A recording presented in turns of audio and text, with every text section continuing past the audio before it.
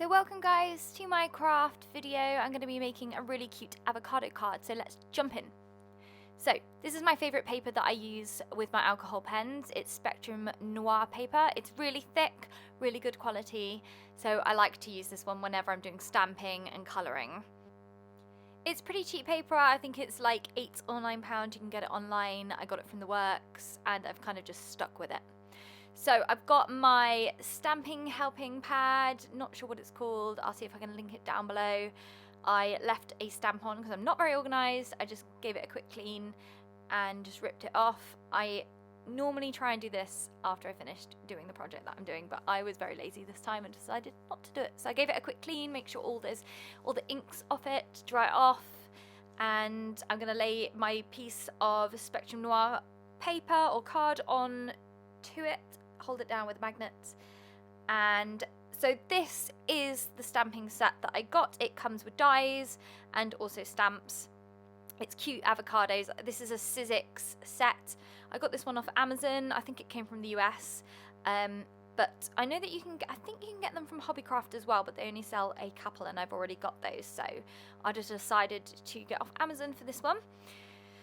I think they're really cute. So just peel the cover off and then peel the stamps off, and you're going to lay the stamps effectively upside down on your piece of card. So I'm doing that now.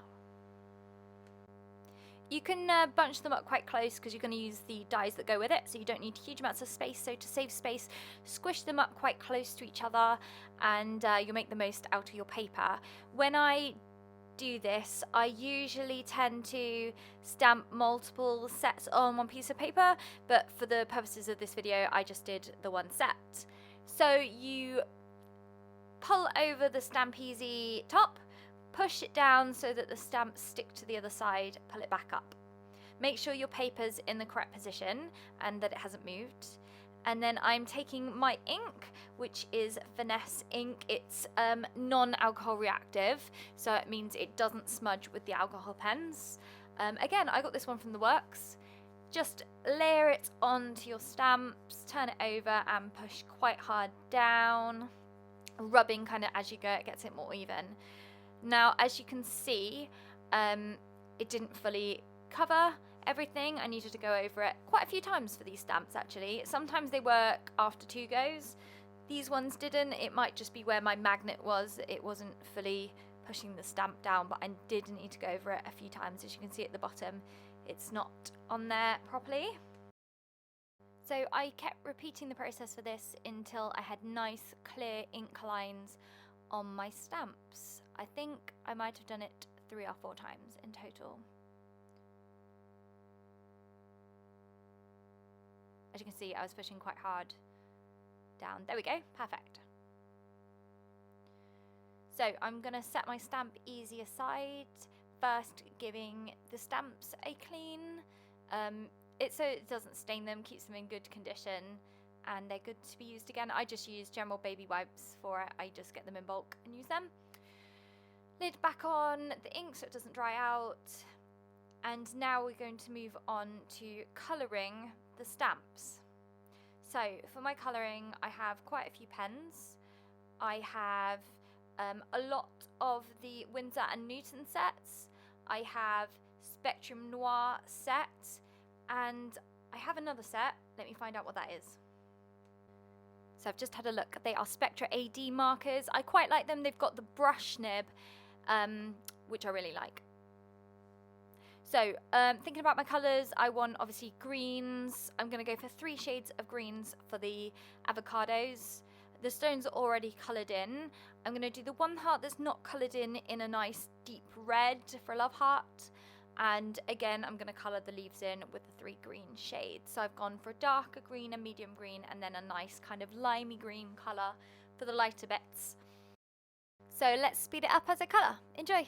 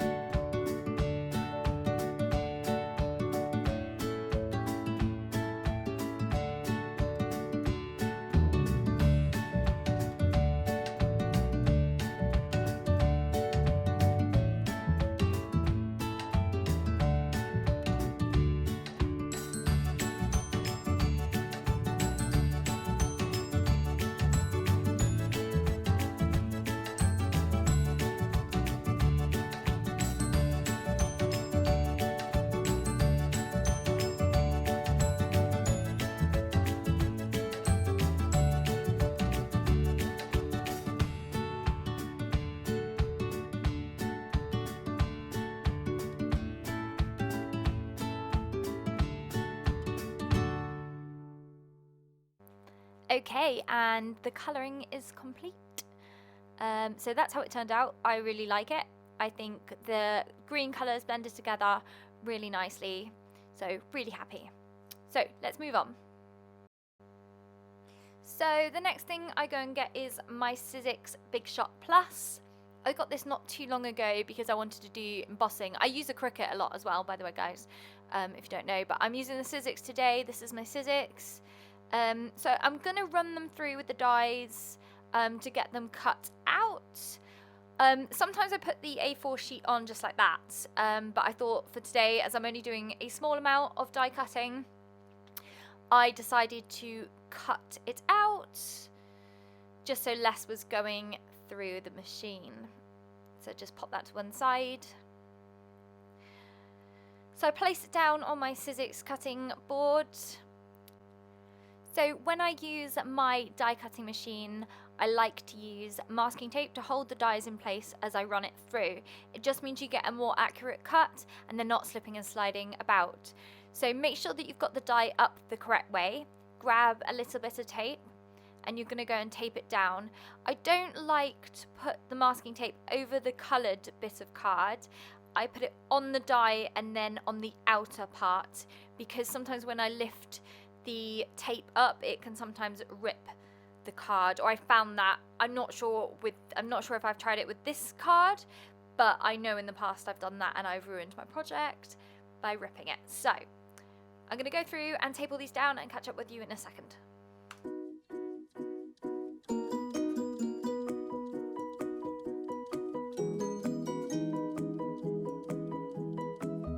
So now I am ready to run it through my machine. Simply slide it in, turn the handle, and I usually hold down on the middle just to make sure that it goes through, and it hurts my arm less if I hold it there and do it. Once it's gone through, all you need to do is just take the panel out. And there is your creation. All you need to do is lift the piece of paper up. Most of them will probably fall out. If they don't fall out, you can just push them through like I did, and they should just pop straight out. I usually just set that to one side and clear that up later because I can never be bothered to do it at the time. So I've got all my little pieces, put them off to the side, and then, oh, you can see on this one that I didn't line up the die properly with the words, so I'm going to redo that later and get rid of that one because I'm cutting off some of the ink. So that wasn't very good. So make sure they're in the right place when you do it. So I've got all my little bits. I'm now going to have a think about which bits I'm going to use on my card. Am I going to use all of it? Am I only going to use a small amount? So I have all these cut out ready. It's a massive, massive pile. I buy my card in 12 by 12 sheets. And what I like to do every now and again is go through and cut them all to 5 by 5 inches squared so that I have my templates ready to go. I back them on 6 by 6 inch cards. I like a nice inch border around each side. So I have them in loads of different papers, as you can see. I'm kind of picking out ones now that I think, oh, that might kind of go with the avocados. Having a look. I do really like that pink one. I think I might use the pink one. But just going through having a look to see what might work. I think I'm going to make it more for a female, make it a little bit more girly, this card. So as you can see, yeah, I've got absolutely tons of paper. I've got so much more in my storage as well. I like to have lots of choices. I get them cheap from the range. They do a lot of pads for around £2 to £4. So I get them from there. So I've decided I'm going to use the pink starry background. I'm going to have a think about where I want to place them. Now I'm not going to directly stick them down. I'm going to make more of a dimension by using phone tape in a second to stick them down. I'm going to use that little sentiment as well for it. And I'm probably going to stamp on another sentiment on top as well. I'm going to keep that leaf for the other avocado, I think. So that's roughly what it's going to look like. So now I'm going to move on and get a big sentiment to stamp on. First of all, I need to clear up what I did earlier because I never remember to clear it up. So I'm going to stick these back onto my pack that I got. I did clean them off as well. Make sure you clean them off. And now I'm going to grab the sentiment that I took off earlier, and I'm going to use that one. It says something special. I really like it. It's nice and bold. I got it off Amazon. I think it might have come from the US again, but I really like this one. So that's the stamp I'm using. I'm just going to line it up. I like to get right over my project to make sure it's in the right place and it's where I want it. So that annoyingly moved when I moved the avocados off. So just to make sure it's in line. There we go. That looks pretty much good. Maybe to the right. Okay, that's good. I'm just going to pop my magnet down, hold it in place so that I know when I flip it over and the stamp goes on the other side of the easy stamp that my magnet's not going to get in the way. I'm going to go and retrieve another magnet now because I left it in the other room because I'm very unorganized. So back in a second. Okay, so I am back. I've got my other magnet that I retrieved from my living room. Don't know why it was in there. I think I found it randomly in the house. It gets stuck to things sometimes. So this is my new ink pad. I have a little sticker on there to tell me that it's a fresh one. This is from Hobbycraft. It's only like £1. It's in a nice black colour. Usually only takes 1 or 2 stamps to get a nice clear stamp on your work. I think for this one, because I put the magnet underneath the sentiment, it stopped it from stamping nicely. So I did do, I think, 2 or 3 stamps on this one just to make sure that it was perfectly all covered and nice and bold and black. I like my sentiments to be nice and clear and stand out. I don't tend to do sentiments in any other colours really. I tend to just go for plain black. That's my kind of thing. So yeah, I did it 3 times. And now it looks pretty good. Everything's covered. Just need to be careful that you don't touch that for a minute or 2 because it's still wet and you don't want to ruin it. I've done that so many times where I've smudged it. Just cleaning my hands off, just make sure there's no ink on them that I'm going to then spread onto the card. So I think it looks pretty cool. Now I'm going to go ahead and figure out where I'm going to put my avocados. I'm sorry that my head is in the way. Trying a new angle to do videos with and had to experiment a little bit. I quite like it on a little bit of an angle. I don't like it kind of straight. There's my foam tape. I've got 2 different rolls, one kind of thinner roll and one thicker roll. What I like to do is I like to wet the scissors with baby wipe moisture so that it doesn't stick to the foam tape.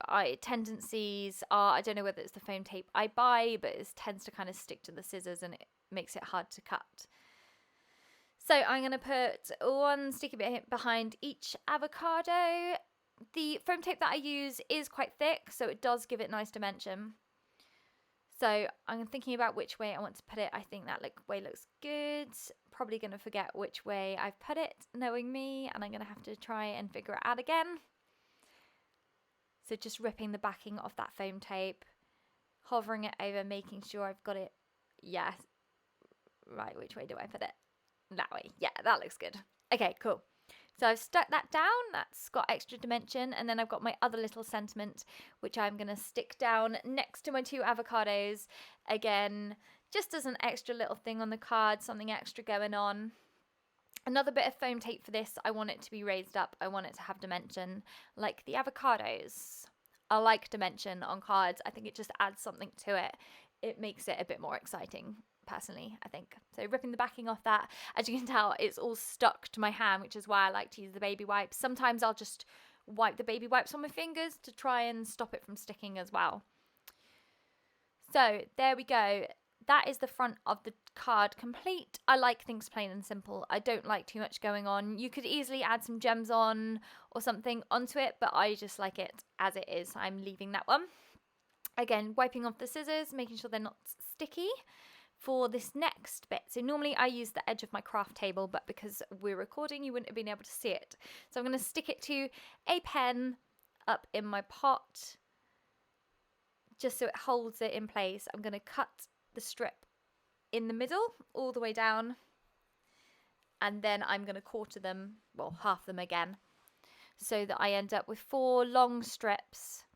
Now what I'm going to do with these is I am going to put these around the edge of my card so that when I go to stick it down onto the actual card piece, it's going to have dimension again. So there's going to be 3 layers of dimension for my card. I really like the look of this. And like I said earlier, I really like the border round the edge of the card. So let's speed on through this. So speeding on through, sticking all of them down, they don't have to be perfect. Now, on to the next stage. Here we go. So I tend to use pre-made cards. I usually get them when they're on half price at Hobbycraft. It just saves me a lot of card and a lot of hassle from making them with pre-made envelopes as well, which I love. These are the 6x6 inch cards, like I mentioned earlier, in plain white. They're good quality, better quality than I've bought from other places, so I always just tend to revert back to these. When folding them, I always make sure that they're in lines. Sometimes you can fold them and they're a bit wonky, so I always make sure that they are right. Now, I love top folding cards rather than side folding cards, so I tend to do the top folding cards, which I'm going to do today. So you need to grab your top bit of your card, and as you can see, that looks amazing. I'm going to pull the backing off the 3D foam. And as you can see, underneath my little avocado that's spare, I have got a little bit of foam tape left over. So instead of wasting this bit of foam tape, putting it in the bin or saving it for later, I'm just going to use it on this card in the center of it, on the backing, just to give it a little bit more support when it's on the card base. So I'm getting ready to put this down on the card base now. I always make sure I'm completely over my project to make sure it's straight. I go round the outside with my fingers pressing down, making sure that that foam tape is properly adhered to the card. And there you go. As you can see, it's 3 layers of dimension. I think it looks really good. Like I said twice already, I love the border effect around the outside. I've got the envelope, and then I always finish the card off with putting it in a plastic sleeve. I have thought about going plastic free on my cards, which I'm hoping to do in the future. So that's what it looks like. Always looks better under plastic or glass, I find. So for this one, I am going to add a little bit extra. I'm going to use my little avocado that I've got left. I'm going to put a little bit of 3D foam tape onto the back of him, and I'm going to use him on the envelope for just something a little bit extra. You don't really get cards that are made in shops that have that kind of extra bit on the envelope. So again, adding dimension to the envelope. I was going to put him at the top, but then I thought, no, I'm going to place him on the bottom in the corner, and he's going to look really cute on my envelope. So there you go, that's him. I think that's going to look really nice going in the post. So yeah, this is how I package my cards. I package them all the same, slide them in the plastic cover. It protects them. I think it always makes them look nicer, gives them a little bit of shine. I stick it down with the adhesive, and voila, I am done. I love making cards. I make them all the time. I have so many. I like doing craft fairs and things as well and selling them, and I just like sending them in the post to people and friends and stuff like that. So I hope you have enjoyed my video. It's the first ever craft video that I've done. I watch them a lot, so I thought, why not do one? Thanks guys, bye!